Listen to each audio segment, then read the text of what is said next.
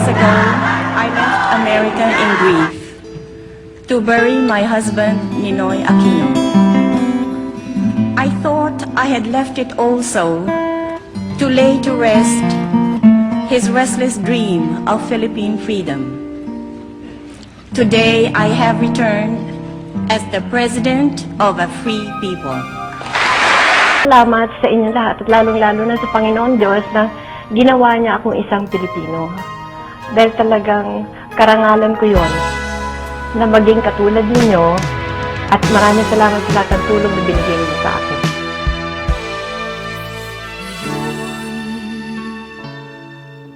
Ganap ang hirap sa mundo,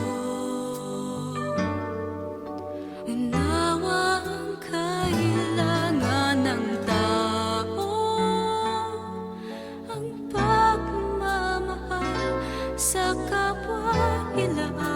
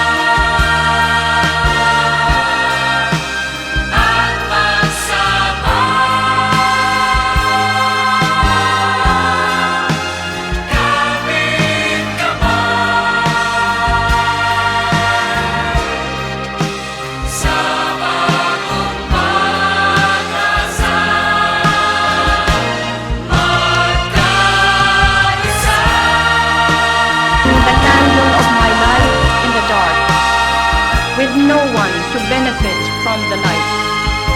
The candle slowly melts away. Soon its wick will be burned out, and the light is gone.